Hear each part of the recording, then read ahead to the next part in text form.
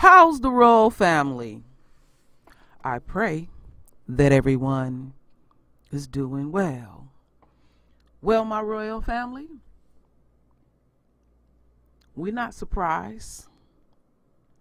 Trump is always saying derogatory shit. Now, y'all know I'm going to keep it core, my royal family. I said before Trump got elected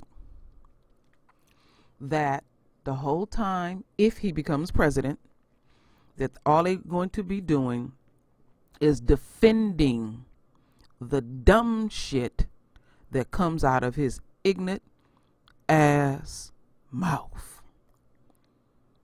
And as usual, he done stuck his foot in his mouth again. He is being true to thy nature. So, my royal family, let's listen to this shit that this shitty ass president then said this time.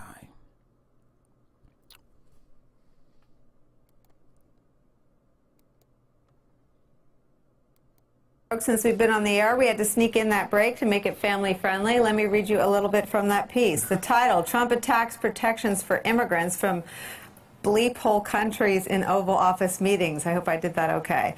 President Trump grew frustrated. From the piece by Josh Dawsey, writing in the Washington Post, quote, President Trump grew frustrated with lawmakers Thursday in the Oval Office when they floated restoring protections for immigrants from Haiti, El Salvador, and African countries as part of a bipartisan immigration deal, according to two people briefed on the meeting. Quote, why are we having all these people from bleep countries come here, Trump said, according to these people, referring to African countries and Haiti.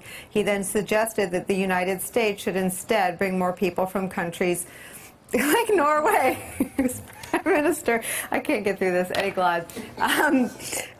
Some reporting over the holidays, actually, about the president making similarly derogatory comments. I forget what group he was maligning in those accounts, but they may have been lost on the broader public over the holidays. Can you speak to, if this is accurate, what this report might be? If it's accurate, it confirms what I've said on this show before. Donald Trump is a bigot. But it also exposes something about the immigration debate in this country. There's always this underlying kind of claim or the worry that what's driving immigration in this country, or the worry about immigration, is not that the system is broken, but that the country is browning.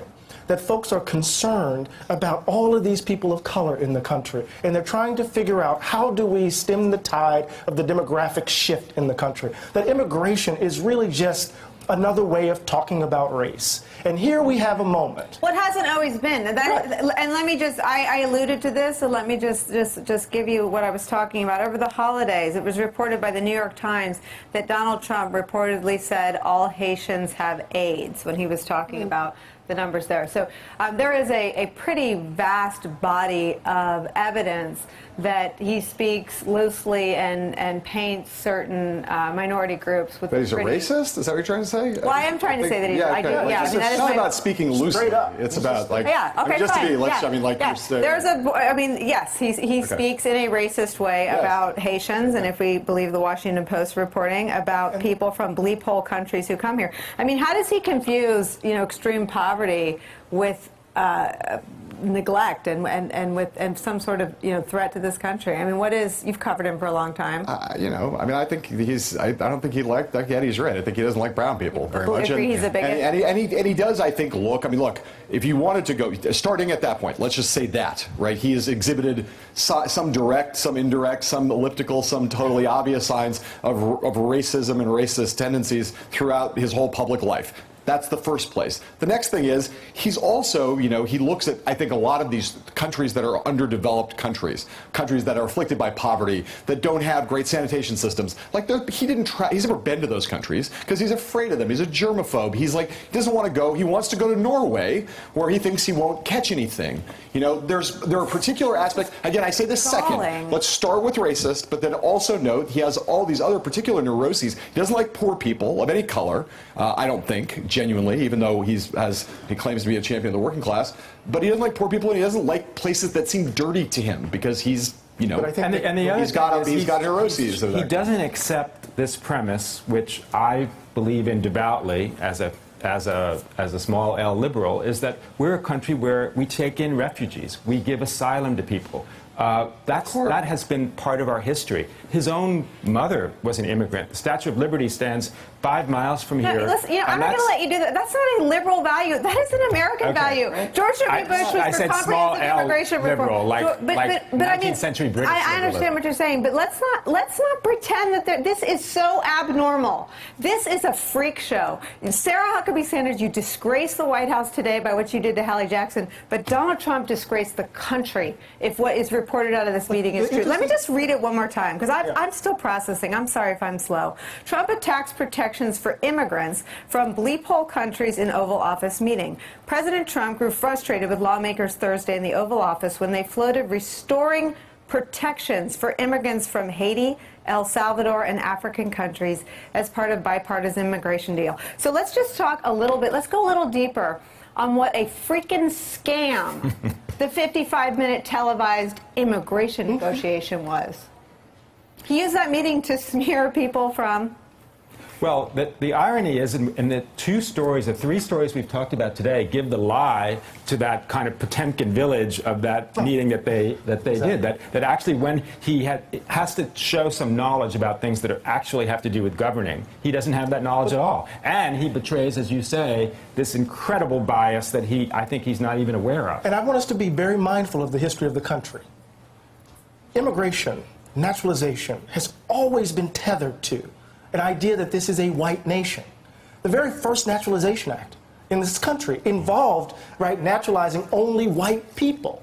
And so through our immigration policy, through our naturalization policy, we have grappled and struggled with, as a nation, this idea of America. Who are we, right? And so part of what Trump has done and has continued to do since since the campaign up to now is to appeal to this very insidious understanding of who we take ourselves to be, as if he's trying to wipe off the historical record any progress we've made. I honestly believe that this man doesn't believe that I belong here, no less the folks in Haiti and Africa. And there's a reason why he contrasts those countries with Norway.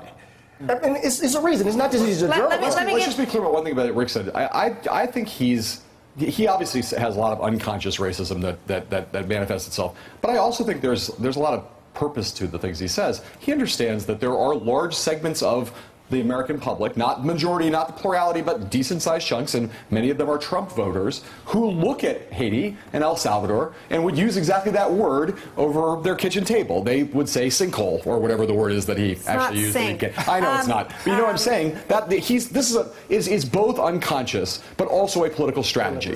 He is speaking a language that appeals to people he knows are in his base. He is. Let me tell you something else that's come in. Casey Hunt has confirmed from a Democratic aide, who another source confirming that this is what went down in that meeting. And I want to ask you about and we talk a lot about the legal exposure. What is the political exposure? If the strategy to combat the book is to show Donald Trump being presidential and Fire and Fury? Is that the book you're referring to? Yeah, I mean, the meetings this week and what they did this week were designed to show him more capable than the depiction in the book. If what he did in that meeting proves him to be a bigot and a racist, how'd that strategy work out? It's not. You knew it was never going to work out because you can have a Potemkin village for 45 minutes on camera, but the truth will out always. I mean, the one thing that's true. It took 2 days, but here it is. But this is true of all of them. David Axelrod's famous thing about when you run for president, it's an MRI of the soul, right? If you're the president of the United States, the cameras are on you all the time. You can behave in a different way. You can modify your behavior. You can be someone you're not for short bursts of time. But the level of scrutiny you have, the amount of attention that's focused on you, you are going to, whoever you are, you're going to revert to being who you really are, whether you're Barack Obama, George W. Bush, or Donald Trump. So this was always a strategy that might make it through an afternoon, but he was always going to go back to being Donald Trump. So explain to me what's happened to Lindsey Graham, because Lindsey Graham used to stand with the Republicans. I'm Barbara Boxer on this. I have no idea. You got no words. Well, let me just tell you why I asked that question. I got nothing for you on that. I now have 2 tent poles that really seem to hold up what you described, which is this ugly underbelly of American politics. And Lindsey Graham is the guy holding two of those polls. One, a very political, personal attempt to smear the FBI. And unless he wants to be the Attorney General and he wants Donald Trump to go ahead and go with his id and fire Jeff Sessions and make Lindsey the Attorney General, something that seems unlikely after losing a Senate race in the Deep South. But unless that's what he wants, I want to understand why Lindsey Graham is standing with Donald Trump as he smears the FBI, and why didn't Lindsey Graham, sound the alarm bells? He used to stand with John McCain, who advocated and put everything on the line for comprehensive immigration reform. I honestly, I was not kidding when I said I don't have any idea, and I think of all the people who are behaving right now most radically against type. I mean, Donald Trump is doing basically what a year ago I thought he'd be doing a year later, and many of these Congress people who are being craven and subservient to him, they're doing what I thought they would do. Even Paul Ryan, Mitch McConnell. I thought I'd never had high hopes that they would suddenly become paragons of virtue or principle. But you look at someone like Lindsey Graham and you think about the things he said during the campaign, the things he was saying even 6 months ago. Right. Something happened where he underwent a transformation. I don't know what it is. We should call your old boss, John McCain, and ask him, because he might be the only one who knows. But that might be it. I mean, I hate to, armchair psychology, but the fact that McCain is ill. McCain was the better angel of Lindsey Graham's nature, right? He would, on immigration, on all of these things, he was pulling Lindsey Graham along and say, see it the way I see it. Be brave. Yeah. And now, he's not around. A lot of folks have entered this Faustian bargain. They've jumped in bed with the devil. To what end, though?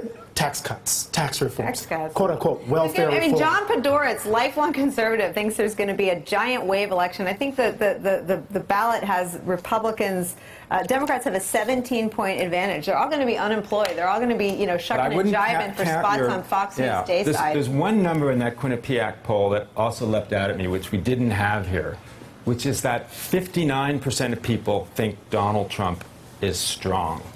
And that is the autocrat's paradox. You can think he's dumb, you can think he's embarrassing, but in frightening times, if you think he's strong, you vote for him. That number leapt out at me, and that should give people a little bit of pause. But I'm also really interested in the number, his disapproval numbers, and what independents and suburban Republicans, how they've moved, because that number has jumped up not because the left has somehow become even more vehement in their distrust and dislike of Donald Trump. It has something to do with those independents and those moderate Republicans that helped put him in office. John, I check in with a regular group of Republicans with whom I served for 12 years in the Republican Party. Happy group, I'm sure. I check in to make sure I haven't caught the derangement syndrome. Right, that I'm covering this guy. I'm on a Friday Night Lights bender, so I'll say it with clear eyes. That I'm covering him. Well, I won't say I have that, but then I'm covering him with clarity. And so I check in with him. I talked to half a dozen of my former colleagues today about this tweet on FISA. And not only did they remind me of all of the good uses that FISA went to, not only did they remind me of how tough the politics were, even at the time. I mean, there was a big civil liberties debate. Rand Paul was on the other side of it. But they all said, and they're for traditional Republican stuff, like tax cuts, but they are also vehemently opposed to the normalization of racism. And I get it. I hear you. He's at 60% think he's strong. He might win again. I hear you. But why is it a fait accompli that just being strong and having a good economy means that this is the guy we're stuck with for 8 years? Why do you get away with all this? I don't think it's fait accompli. I think the answer you mentioned John Podhoretz.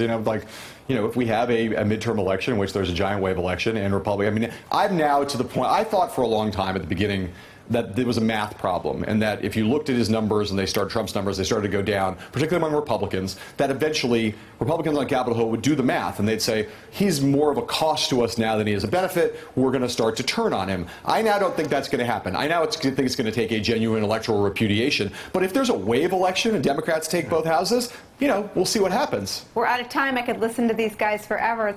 All right, my royal family. Let me shut this down. Proposed has been named Quickly. Now, y'all read that right there real quickly. It said, if you only knew one thing about Donald Trump, know this. Donald Trump is a racist, a sexist, and bully to his core. Now, my royal family, many of us made predictions about Trump before he got in office. like I said before in the introduction. And I'm going to keep it core, my royal family. We have two sets of governments. They present before the world, and then we have the shadow government. And ultimately, it is going to be their decision how much longer they going to put up with this ignorant ass shit.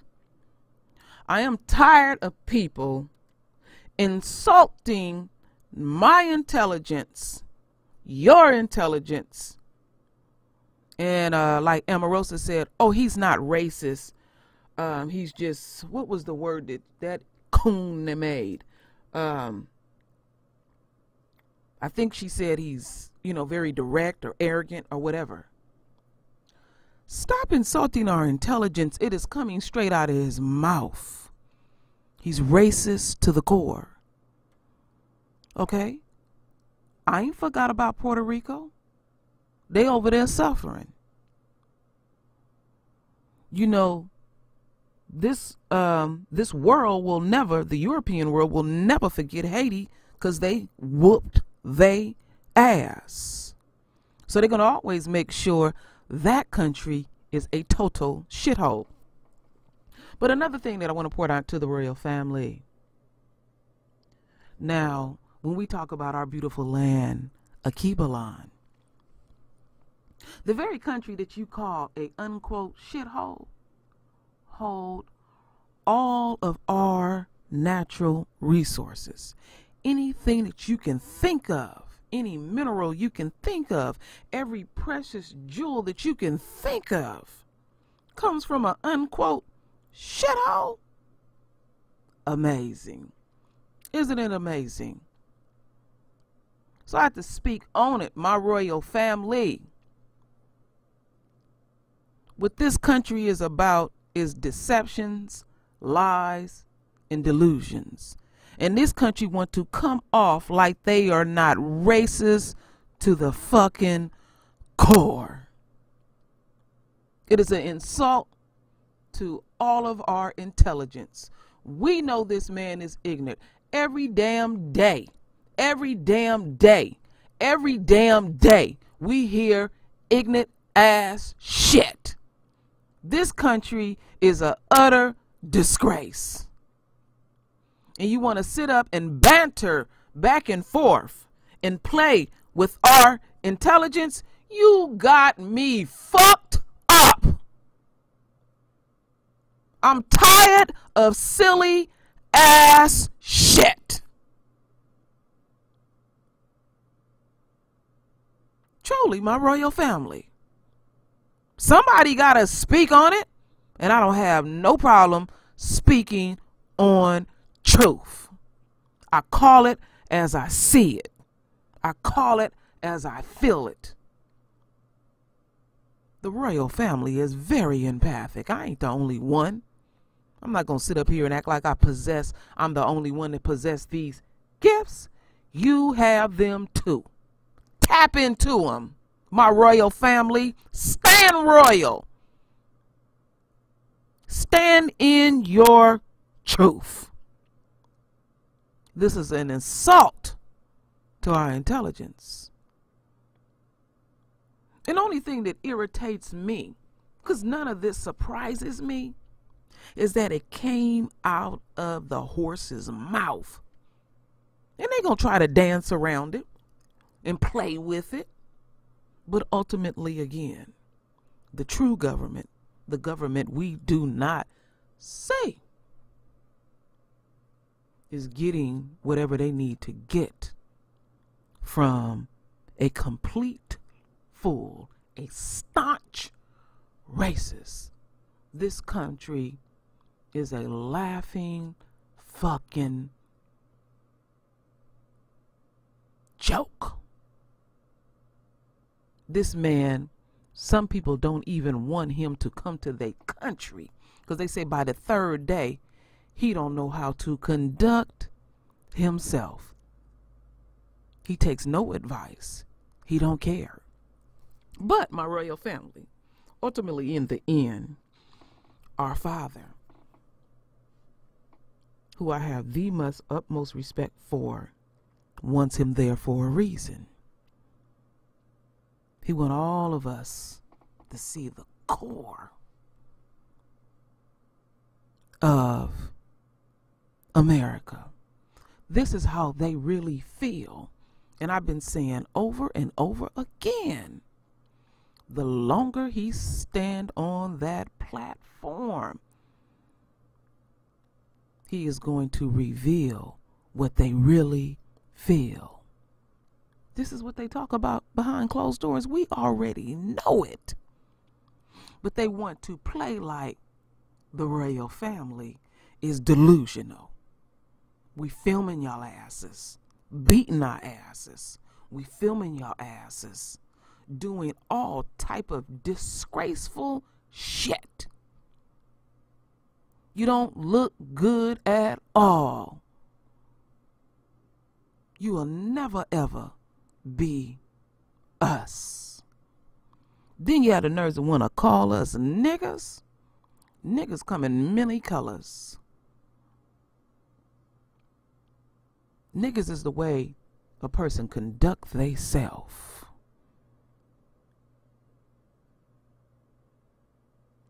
I'm just disgusted, my royal family, where people want to play with our intelligence. I'm a grown-ass woman.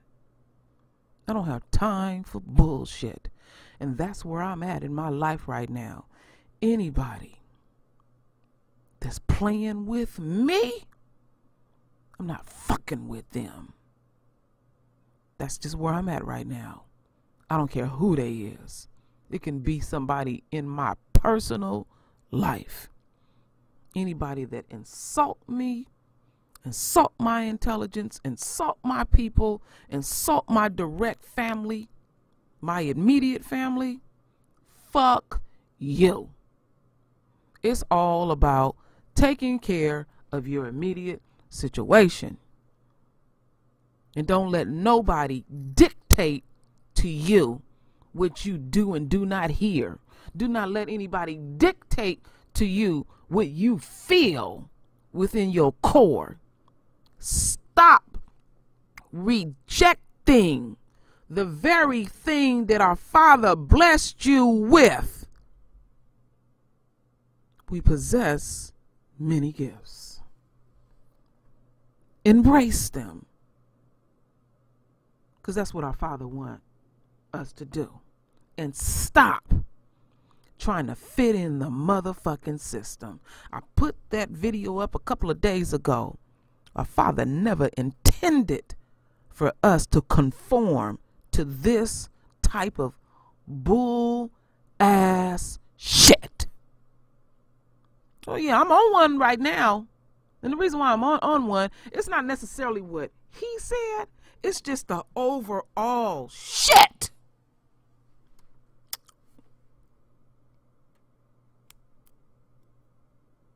You know, we grown. And these people keep playing.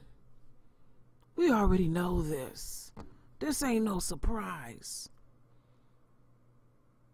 So we'll see what kind of bullshit they come up with. What kind of game they'll come up with. You know? One thing that I can truly say, he is true to his nature. Oh, he truly is. He is true to his nature. So, my royal family, you consider third world countries shitholes. Why we can't have people come from Norway? Did anybody listen to that video? Because I listened to it this morning. That Cynthia G did about how nasty to the fucking core European countries was. How the Moors had to come over and teach them how to wash their nasty ass. Listen to it. It'll make your ass itch. It'll make your ass want to take another bath. Like I said before, don't conform to this system, because our Father did not intend that. My chosen ones. And don't let nobody insult your intelligence. And I'm going to say it over and over, any chance that I can get when it hit me. Stand royal. Stand in your truth, my royal family. So, my royal family, I have purged. Render your words like you always do. Stay true to yourself. You will not be attacked on this channel. Speak your truth. If you got to vent, vent. But I'm tired of idiotic shit. The White House is a shit hole. This motherfucker can't even hold his motherfucking bowels. And he gonna call a Cubalon a shithole? The motherland? Wow. Nothing ceased to amaze me with these people. So, my royal family, I thank you for your love. I thank you for your support. And with that said, Ashe.